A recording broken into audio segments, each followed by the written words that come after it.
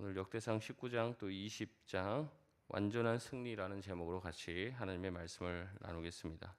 오늘 본문은 내용이 긴데 암몬의 전쟁 기사가 두 번이 실려 있고 또 아람 블레셋의 전쟁 이야기를 담고 있습니다.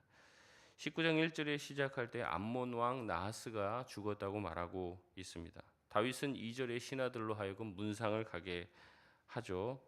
문상을 보낸 이유는 2절에 다윗이 나하스가 죽기 전에 내게 호의를 베풀었기 때문에 이제 내가 그의 아들에게 호의를 베풀어 주겠다라고 이야기하며 문상을 보내줍니다. 여기서 이 호의라고 하는 단어가 히브리어 헤세드입니다. 헤세드의 뜻이 무엇입니까? 인자와 자비 또 언약에 근거한 하나님의 사랑. 하나님이 우리 인간들을 조건 없이 또 약속의 근거에 사랑하는 것이 헤세드죠. 나하스가 먼저 다윗에게 헤세드를 베풀어 주었기 때문에 다윗은 그 마음을 가지고 그의 아들에게도 여전히 호의를 베풀려고 합니다. 그러나 암몬의 방백들과 나하스의 아들은 다윗의 호의를 오해하죠. 그래서 어떻게 합니까? 신하들의 말을 듣고 다윗의 문상 온 신하들을 수염을 뽑고 수염을 잘라내고 또 옷을 엉덩이 중간까지 잘라내서 돌려보냅니다. 당시 수염을 깎는 것은 상대를 모욕하는 행위고 또 엉덩이의 절반을 드러낸 것은 노예에게나 하는 행동이에요. 그러니까 굉장한 모욕을 준 것이죠. 5절에 다윗은 이 일을 전해 듣습니다.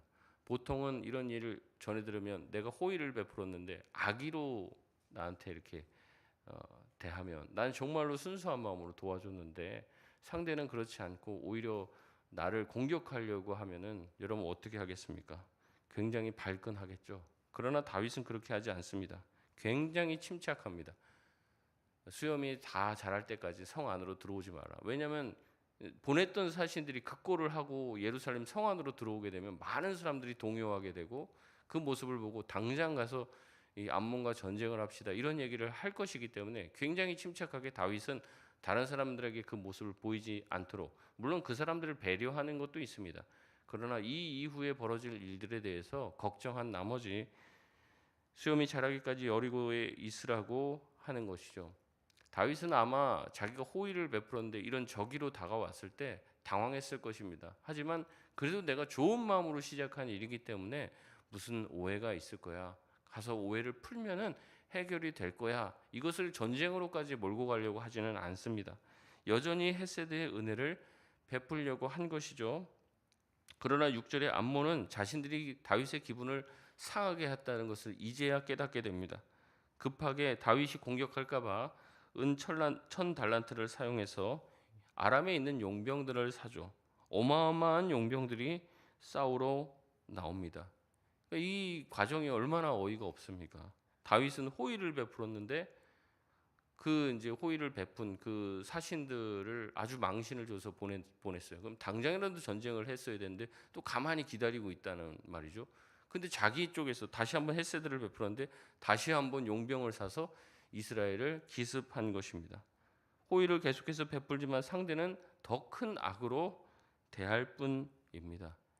여러분 우리도 마찬가지로 누군가에게 잘해주려고 하는데 계속해서 적대적으로 대하고 또 잘해주려고 하는데 적대적으로 대하고 어떻게 해야 됩니까? 결국 군대들이 쳐들어왔기에 8절에 다윗도 군대를 보냅니다. 상황은 좋지가 않아요. 기습 공격이었고 두 나라가 연합하여서 어마어마한 군대가 왔습니다. 9절에 암몬뿐 아니라 여러 왕들이 함께 와서 완전히 포위한 상황입니다. 10절에 군대 장관 요압도 상황을 보니까 이거 이기기가 쉽지가 않은 거예요. 그러니까 결사대를 이제 구성을 합니다. 뽑은 사람 중에서 또 뽑았다 이렇게 얘기하며 정예병 결사대를 뽑아서 아람 사람들을 향해서 우선 진치게 하고 나머지 사람들을 데리고 이 동생 아비새에게 맡겨서 암몬을 막으라고 하죠. 아비새와 요압은 서로 돕자고 합니다. 네 쪽이 만약에 약하면 내 쪽으로 와서 날 좀 도와라. 만약에 내 쪽이 좀 약하면 네 쪽으로 가서 내가 도울 것이다. 여기서 돕다라고 하는 단어가 히브리어 야사라고 하는 단어인데 어제 본문에서 하나님께서 다윗을 돕겠다라고 얘기하셨을 때 썼던 단어와 똑같은 단어입니다. 그러니까 결국에는 이제 하나님이 돕는 것처럼 우리가 돕자. 그리고 이 과정 가운데서 하나님께서 우리를 도울 것이라는 것이 지금 이제 복선으로 깔려 있는 것이죠. 그러면서 동생 아비새를 요압이 격려합니다. 우리 13절 말씀, 19장 13절 말씀 우리 같이 한번 읽겠습니다. 시작. 너는 힘을 내라. 우리가 우리 백성과 우리 하나님의 성읍들을 위하여 힘을 내자. 여호와께서 선히 여기시는 대로 행하시기를 원하노라 하고. 아멘. 여기서 두 번이나 뭐라고 얘기합니까? 너는 힘을 내라라고 두 번이나 얘기합니다. 그리고 그 결과는 하나님께 맡기자고 말하죠. 각오를 다집니다. 14절에 요압이 싸우러 나갑니다. 목숨을 걸고 이제 싸우러 나가는 거죠. 그런데 그 모습을 보고 아람 군대가 어떻게 합니까? 싸우지도 않고 도망갑니다. 얼마나 그게 용맹스러웠는지, 아니면 하나님이 그들 마음 가운데 두려움을 심어줬는지 싸우지도 않고 도망을 가요. 15절에 아람이 도망가니 암몬도 승산이 없을 것을 여기고 암몬도 싸우려고 하다가 그냥 도망가고 맙니다. 전쟁은 싱겁게 끝나요. 굉장히 불리한 상황이었지만 하나님의 방식으로 이기게 되는 것입니다. 우리가 깨닫게 되는 것은 전쟁의 성패가 하나님께 달려 있다는 거죠. 상황에 집중하지 말아야 됩니다. 하나님을 바라보는 것이, 하나님을 의지하는 것이 이스라엘 백성의 가장 중요하고도 유일한 전략이라는 거죠. 이렇게 패했음에도 불구하고 암몬은 여전히 정신을 차리지 못합니다. 16절에 암몬이 또 다른 아람 사람들을 불러들입니다. 저렇게 용기 없는 이 아람 사람들 데리고 왔더니 안 되겠네. 더 흉악하고 더 세력이 큰 이 아람 사람들에게 돈을 주어서 그 사람들과 함께 싸움을 계획합니다. 전쟁의 규모가 더 커진 거예요. 아까도 말씀드렸지만 계속 다윗은 어떻게 보면 호의적으로 좀 대하려고 하고 관계를 개선해 보려고 노력을 하는데 그 노력이 통하지가 않습니다.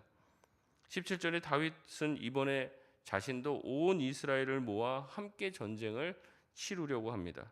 결과는 18절에 대성으로 끝나죠. 아람은 다시는 암몬을 돕지 않기로 결정을 합니다. 암몬은 호의를 악으로 갚았고 이를 점점 키웠지만 하나님은 하나님의 방식대로 모든 것을 해결해 나가십니다.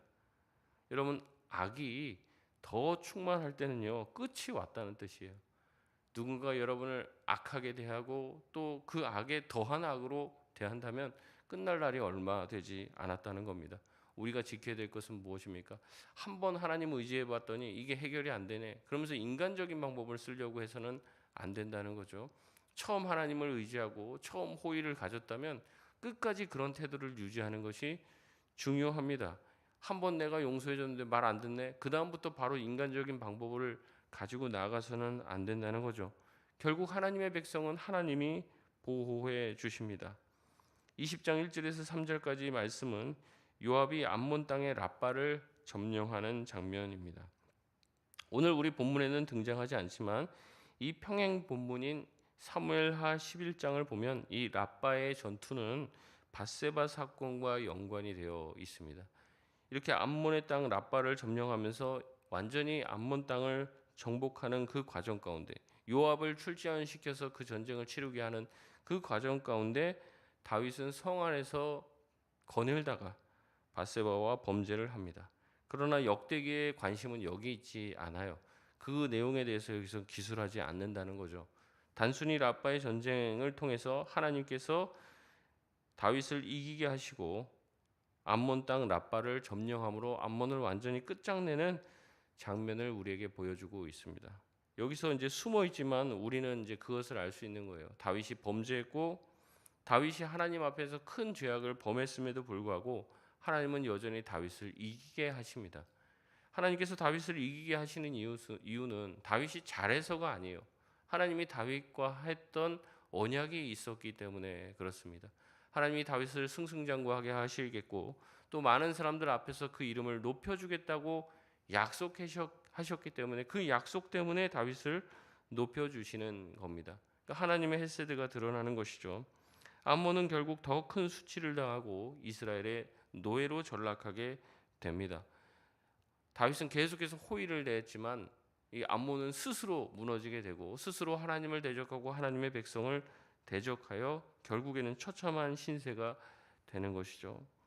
마지막 4절에서 8절 말씀은 블레셋과의 전투입니다. 블레셋은 키 큰 거인 10배가 죽고 골리앗의 아후 라흐미도 죽임을 당합니다. 손가락 발가락 모두 6개씩인 24개를 가진 자도 다윗의 조카에 의해서 죽습니다. 고대에 위대했던 또 용장 같은 사람들 또한 다윗의 군대에 의해서, 다윗의 용장들에 의해서 목숨을 잃고 그 주변 지역을 완전히 평정하게 됩니다. 이 모든 것이 하나님께서 다윗에게 했던 언약대로 이루어지는 것이죠. 하나님은 다윗에게 했던 모든 약속을 이루십니다. 그리고 그것을 성취하십니다. 그런 분이 하나님이라는 거예요. 우리도 마찬가지입니다. 하나님께서 저와 여러분과 함께 하시고 지켜주시겠다고 약속하신 줄 믿습니다. 그 약속은 변치 않습니다. 때로는 우리가 좀 잘못할 수도 있어요. 엇나갈 수도 있어요. 그러나 그게 하나님의 약속이라는 큰 틀, 그 계획이라는 것을 어그러뜨리지를 못한다는 거죠. 우리가 조금 잘못할 수 있죠. 제가 예전에 그런 말씀 드렸는데 하나님의 계획 안에, 하나님의 큰 틀 안에서는 하나님이 우리가 실수할 수 있다는 걸 알까요, 모를까요? 알고 계신다는 거예요. 그게 다 감안되어 있다는 거예요. 우리가 조금 잘못했다고 하나님이 이렇게 해주겠다고 했는데 콱 틀어갖고 우리를 아주 그냥 구렁텅이에 몰아넣고 힘들게 만들고 그러지 않는다는 거죠. 하나님은 선하신 분이고 좋으신 분이고 하나님의 자녀들에게 좋은 것을 주시는 줄 믿습니다. 그 약속과 계획을 우리의 실수와 연약함 때문에 어그러뜨리지 않는다는 거죠. 하나님은 계속해서 우리에게 하나님의 신실함을 보여주면서 하나님이 정말로 믿을 만한 분이다, 하나님이 정말 믿으신 분이다라는 것을 깨닫게 하십니다. 우리가 찬양하는 것처럼 하나님은 우리에게 한 번도 실망시킨 적이 없으시죠. 실망시키는 것은 누굽니까? 우리죠. 하나님한테 이렇게 해보겠다, 하나님 나 앞으로 이렇게 살 거예요, 저렇게 살 거예요 다짐하지만 하나님을 실망시키는 건 우리입니다. 그러나 그럼에도 불구하고 하나님은 우리를 다시 한번 붙들어 주시고 일으켜 주시는 분이신 줄 믿습니다. 다윗의 연약함에도 불구하고 다윗에게 귀한 용장들을 붙여 주심으로 하나님의 귀한 나라를 세워 가시며 자신의 약속을 성취하시는 주님이 우리의 주님임을 깨닫고 다시 한번 용기 내며 살아갈 수 있는 저와 여러분 되시길 바랍니다. 말씀을 맺겠습니다. 다윗께 함께 하시며 하나님은 다윗의 부하들과도 함께 하십니다. 그런데 다윗과 함께 한다고 해서 아무 일도 안 일어나는 것은 아니에요. 다윗이 하나님과 함께하고 다윗이 항상 선대하면 좋은 것으로 오는 게 아니에요. 우리도 하나님의 말씀대로 살다 보면 좋은 일만 있는 것은 아니죠. 지금 다윗이 어떻게 했습니까? 나하스의 아들에게, 암몬 왕 나하스의 아들에게 잘해주려고 하잖아요. 잘해주려고 하고 하나님이 함께 하시잖아요. 그럼 좋은 일만 있어야 되는데 어떻게 합니까? 다윗을 공격하는 악의 세력들이 있다는 거예요. 잘하려고 하고 선의를 베풀었지만 적의로 대하는 사람들도 있다는 거예요. 하나님이 함께 하신다고 평탄하지만은 않다는 거죠. 원통한 일도 생기고 또 때로는 유혹에 넘어지기도 합니다. 하나님의 약속과 은혜는 그럼에도 불구하고 다윗을 떠나지 않음을 보여주죠. 하나님은 끝까지 자신의 약속을 신실하게 지키십니다. 우리와 함께 하시겠다는 주님, 우리를 지키시고 보호해 주시겠다는 주님, 우리의 부족함을 보시면서 절망하지 마시길 바랍니다. 오히려 하나님의 신실함을 보시고 다시 한번 힘을 내시길 바랍니다. 우리를 향한 하나님의 그 약속을 신실하게 지켜주실 것을 믿고 믿음으로 나아가는 저와 여러분 되시길 바랍니다. 우리 같이 기도하겠습니다.